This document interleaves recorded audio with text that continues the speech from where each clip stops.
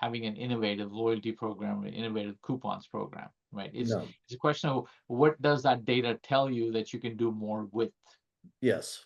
Yes. right? And I feel that obviously there's retailers at different points in that spectrum in terms of implementing that functionality. Yeah. But I think from a vision perspective for a retailer, you need to be thinking beyond just coupons and loyalty. Completely. And, we both see, many of us see certainly a large number of retailers that have some kind of loyalty program today. What frustrates the heck out of me is I still find a good number of those retailers may have a loyalty program, but they still are not truly understanding or living the idea that it's all about data.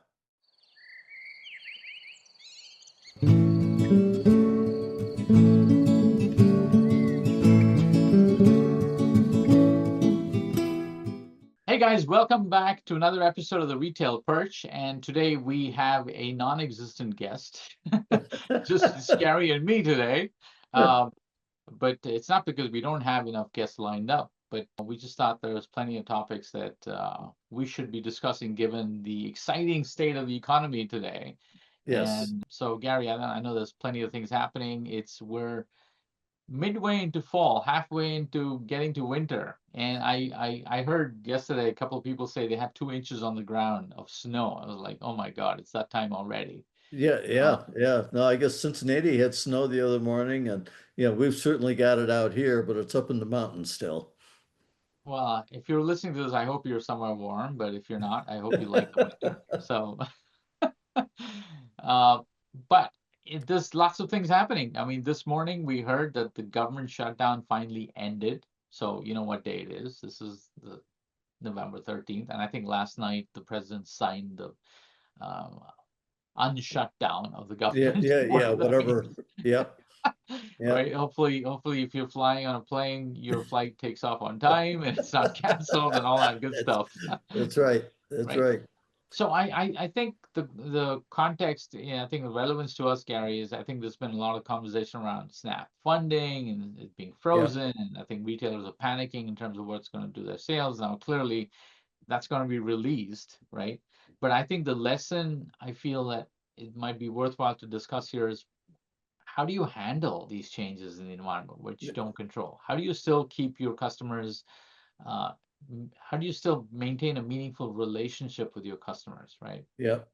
Yeah, and I think there's at least two dimensions to that, right? One is just the immediate impact of what, we've been through with the shutdown and the dollars being shut off.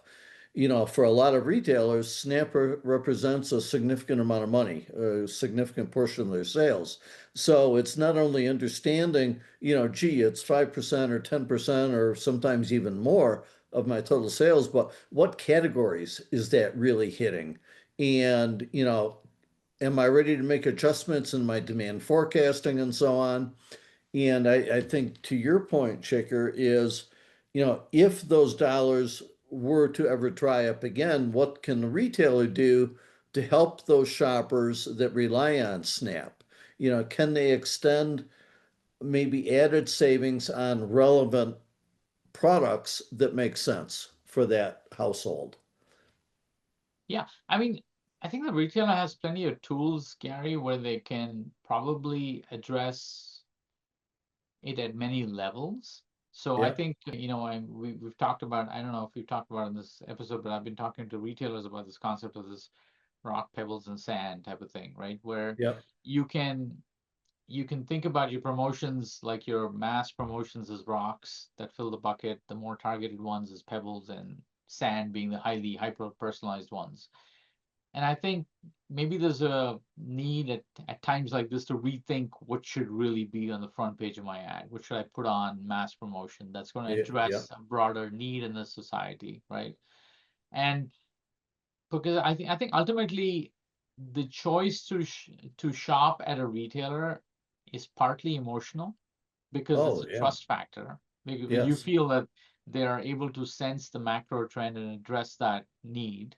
And I think people are willing to go through a level of financial challenge and maintain a relationship because they trust that the retailer is going to find the Yeah, answer. There's obviously yes, obviously a threshold at which you're going to make a decision because reality is going to set in, right? right, And right. I feel that, if this is an opportunity for retailers to actually step in and increase that level of emotional commitment of a shopper Yeah, to show that yeah, we're really thinking about you guys.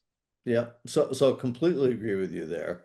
I think the other dimension to the whole SNAP issue, and this started before the shutdown, but there's a growing number of states now that have applied for waivers to disallow the purchase of, for example, soda, candy, things that are typically known as unhealthy for you, right? Right. And that's creating a real problem across the country in that retailers in their POS systems are not set up to, when an item is scanned, allow it or disallow it in terms of qualifying for SNAP dollars. Hmm. So there's a lot of work going on right now across the country in a lot of different markets, a lot of different states as to how retailers should approach this. Yeah, you bring up an important point. Many years ago, Gary, I remember talking to some company about having a common taxonomy Yeah, across retailers. And I think that's a challenge that I think every tech company in the supermarket grocery industry faces is that the taxonomy has so much divergence from retailer to retailer. yes, And that clearly is yeah, is a issue when you're yeah, trying to identify and properly categorize sales because the POS is dumb. It's going to do whatever you tell it to do, right? that's right. So, and I think you know people are listening to this, they should really be thinking about subscribing to a common taxonomy, which allows for more, I want to say, better standards of Yeah. being able to categorize sales and items. So I agree. I think retailers also would be well served that, I know that the government is looking at solutions to this. I know that the trade associations are looking at how they can help. I know the state level associations are looking at this, right? How do they maintain a database of these products qualify for SNAP, these do not? But politicians are not technicians, right? And people I've talked to, I don't think anyone's understanding and thinking about this right. They're thinking they can create a static list. Oh, here's the list, and it's good for the next year. I mean, Right. we all know products are discontinued, new items coming in every day. And this has all got to be done now by at a state level because there are differences between states. So something retailers really need to be aware of and really need to be watching. Yeah, and I think the CPGs need to be involved because they're the ones creating the products. They're the ones creating the barcode. Yeah, And so if they're applying for a barcode, there needs to be some registration of a taxonomy that product applies to. And that taxonomy somehow needs to filter down to every single retailer. So there's a standard yeah, of, how a UPC is classified and does it fit the requirements of a SNAP yes, benefit UPC, yeah, yeah. right? No, I that's know it's right. not a small effort, but I think every retailer struggles with it, and that problem permeates to multiple other solutions that they have. Oh, it cascades across the organization, right? Exactly. So if somebody's out there listening and they've got a smart solution, I think there's a massive opportunity to Yes, figuring out how to standardize this whole process, right? yep. No, Yeah. agreed, Yeah. agreed. So yeah, I think the next topic, and for people listening, you're gonna get like a short preview of Gary's expertise of his 30 years in the grocery industry. We're going to talk about a bunch of topics. We're going to move on from Snap. But, you know, and I was with a couple of retailers in the last couple of days talking about a bunch of things. And I think we have to accept today that some things are table stakes, right? Which is Yep, they're given. The question is, what can you do beyond that, right? And I think the two things that come to my mind are, rewards program or a loyalty program and coupons, right? It's a yep, given. I mean, I think it's nobody's talking about. having an innovative loyalty program, an innovative coupons program, right? No. It's a question of what does that data tell you that you can do more with, Yes. Yes. right? And I feel that obviously there's retailers at different points in that spectrum in terms of implementing that functionality. Yeah. But I think from a vision perspective for a retailer, you need to be thinking beyond just coupons and loyalty. So completely. And, we both see, many of us see certainly a large number of retailers that have some kind of loyalty program today. What frustrates the heck out of me is I still find a good number of those retailers may have a loyalty program, but they still are not truly understanding or living the idea that it's all about data. That they may say the words, oh, it's about the information.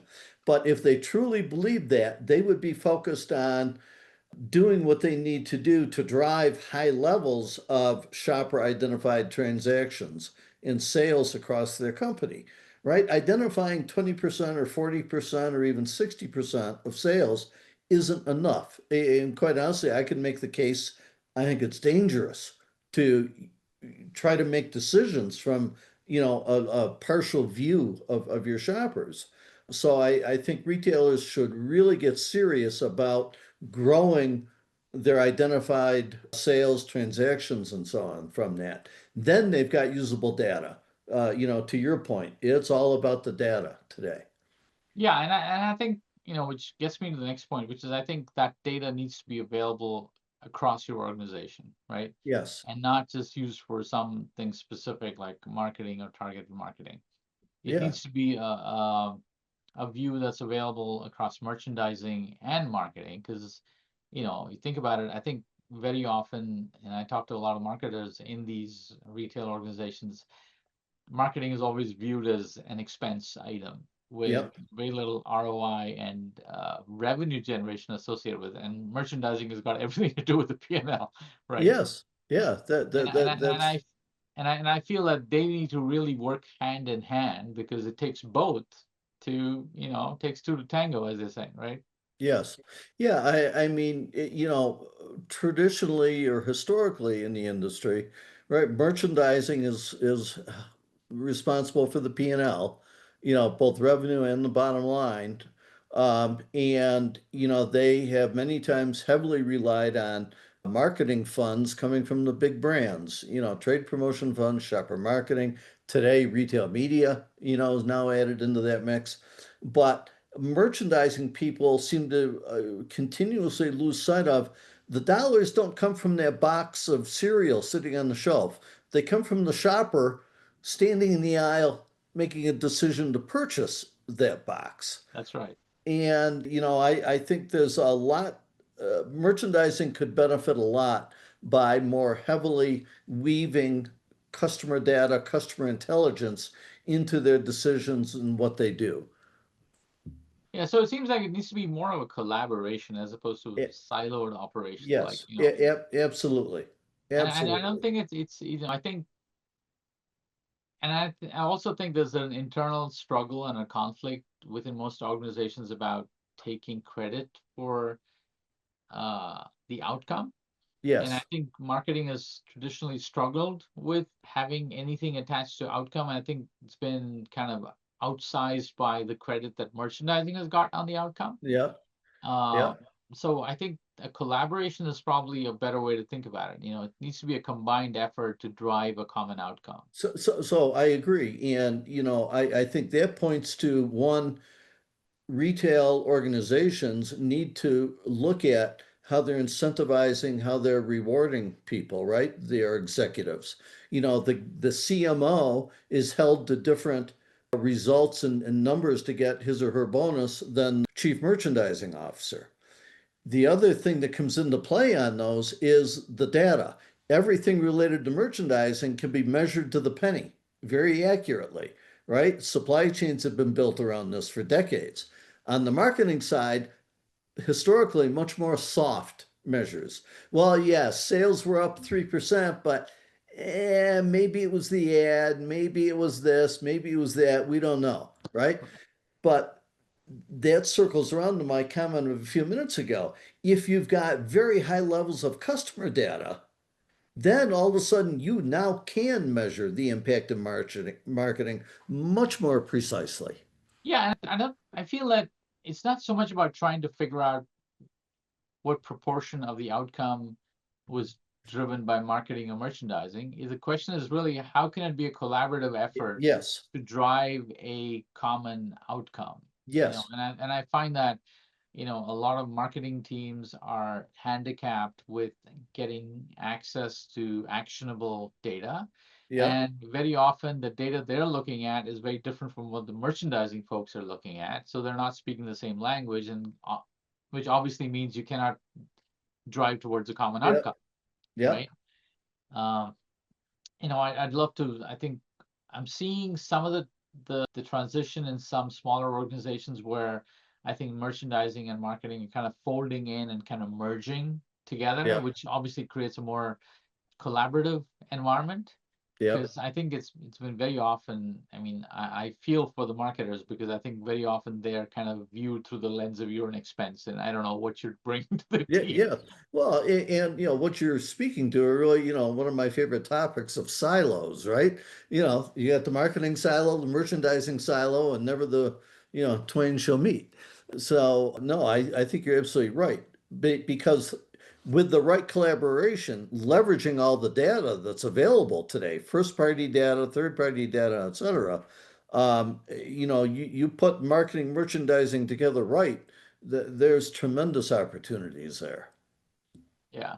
Well, so I think given that, I think the the recent buzzword, Gary, I mean, apart from the two letters AI, has been about retail media networks, right? And I think people are trying to make sense of.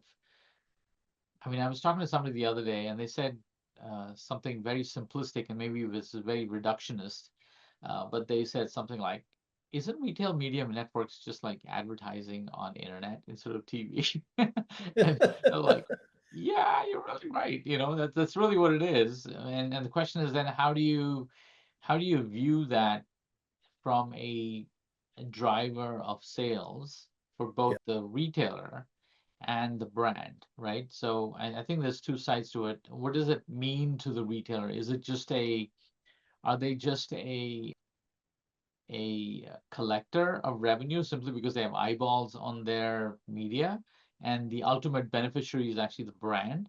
yeah, So, which disconnects the brand from retailer success because the brand ultimately doesn't care where it sells the product, that's right? right. And so I think there's got to be a come together moment, right? Where you think about, okay, how do we mutually benefit? Because it Yep, has to ultimately drive. If the retailer is not going to benefit from driving traffic and the brand doesn't have allegiance to a retailer, why would they choose to work with one over the other? So I yeah, think there's a lot of confusion there in terms of how do you then attribute growth? How do you attribute actual increment? Like if I'm going to place an ad with Walmart's retail media network, how do I know it's not just taking away share from a Kroger? So effectively, it's not driving increased sales for my brand. It's yeah, just moving dollars from one pocket to the other. So there's got to yeah. be some better approach to this, right? Yeah, and I think we will see, different approaches develop here. I still come back to, while you're correct, everybody's talking about retail media, right? From Walmart down to the one store operator, it's all about retail media.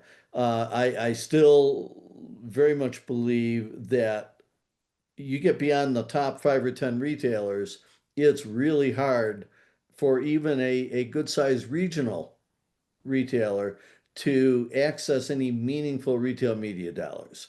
I think just like we saw happen with shopper marketing years ago, I think what we're going to see, when shopper marketing really came on the scene, going back maybe 20 years, give or take ago, it was Kroger and their work with dunnhumby at the time that drove shopper marketing, right? Incremental budgets, leveraging all this data to drive incremental business. Today, shopper marketing and trade promotion have effectively merged, and it's just sort of, one end or the other. I think we're going to see something similar with retail media across everyone short of that top 5 or 10 retailers. That retail media dollars will become part of a mix of trade, shopper marketing, and digital or retail media. In my mind, what retailers should be paying attention to is the ability to create audiences intelligently, be able to measure, how many people saw that ad, distribute that ad across their marketplace, across the right channels, and then measure, redemption and true incremental sales. If they can do that, they're going to get more and more, I think, benefit from their brands and their vendors because they can really show them what their dollars are getting. Right. I also think that there's a different type way to think about this, which is you think of retail media as a channel Yeah, of reaching your customers. So, and I think there is a need for retailers to reach customers from a conquest, reactivation, competitive nature. And there is um, I think there's a collaborative nature, which is how can they work with brands that they have close relationships that can help them in the process. And then there is a broader brand initiative about how do I grow my brand as a whole, right, yeah, across regions and countries, right? yeah, So I think if we can separate the objectives and not club it all into, if there's a retail media, which is retailer objective driven, a yeah, retailer brand collaboration driven, and then a brand driven. yeah. I think you're able to then measure each of the outcomes in a much clearer fashion. Yes. Yeah, no, I think you're right. I think you're right. And in another sense, you could, across those, relate that back to trade promotion, shopper marketing, and so on, right? Which are retailer specific dollars. I think what you're saying there's a retail media component of that, whether funded by the retailer or funded by the CPG. Then obviously there's the room for the collaboration between the brand and the retailer to drive mutual business. And then, yeah, from a national perspective, the Yeah, brand's and I think what marketing. the retailer has to think about it is, my current, you know, advertising budget, and all Yeah. these retailers have advertising budgets. How do I shift that to more effective, measurable spend Yes.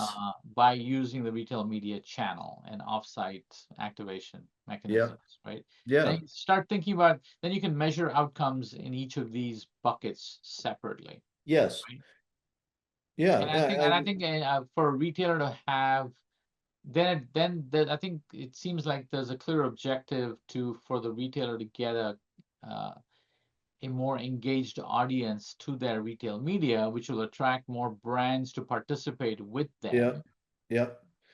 But I think part of what you're saying is the retailers need to become, I think, that much more sophisticated with their understanding of how the digital world works, all the data that's available, and how to use that data. Yeah, and I think for the longest time they've kind of let the remote control in the hands of, whether it's direct marketers, people who delivered the weekly ads, the people who Agencies or mailed out. whoever. Yeah. Exactly, right? And and that has to transition now where they feel they have a better handle of who are they reaching, what's the impact, what's the turn, Yes. and use that as a way to attract brands to say, you need to collaborate with me because I know how to drive traffic. Yep. And Yep. so that way the brand, I think, has, from their perspective, they've got two angles to look at it. How do I draw a national interest in terms of my brand? And how do I work with retailers locally to collaborate with, because Yes. ultimately that's where my product is moving. And if I Yes. don't know how to collaborate with retailers, or if I feel I'm leaving them out in the cold and I don't care where my brand is gets sold, then I think the challenge you face is that the retailer may deprioritize you in their stores if they're not getting sufficient interest, Yep. Yeah. No, that's right. That's right? right. So I think it's interesting. I think I still haven't seen that clarity in the market. I think everything No. is clubbed into one big giant bucket, retail Yep. media, and I see so many people going after the same dollars, but I feel that dollars need to be differentiated based on the objective that each Yes. side is trying to maximize. Yeah, no, I think you're absolutely right. Right. Yeah, fully agree. Yeah. So, Gary, we've been talking for 30 minutes. We never lack for things to I talk know, about. I know. We still have guests to ask a question for. By the way, guys, it's not because we don't have enough guests. We've had so many people emailing us, and I think our team is trying to figure out uh, people who are, I think, appropriate for our topics that would deliver the most value to Yeah, our listeners. But I think there's just been so much happening in the last few months, and I think all the shows that we've been to, I think Gary and I just had a ton of topics that we felt that we didn't need any distraction to discuss with yeah, you. yes, So, yeah, no, and I'm sure there's a good number more we can continue on with. yeah, but I don't think we're gonna have another episode come out before Thanksgiving. So for everybody who's listening, I want to wish them a very happy Thanksgiving and whatever you eat, turkey or otherwise. I hope you have a wonderful meal. That's right. Everyone have Yeah, a great holiday. yeah, absolutely, guys. And we'll talk to you soon. And thanks again to the support team that puts all this together. Gary and I just get on here and have fun and laugh and cut out. Appreciate Courtney and Mika and everybody who pulls the retail perch together. So you guys have a great holiday. We'll talk to you soon.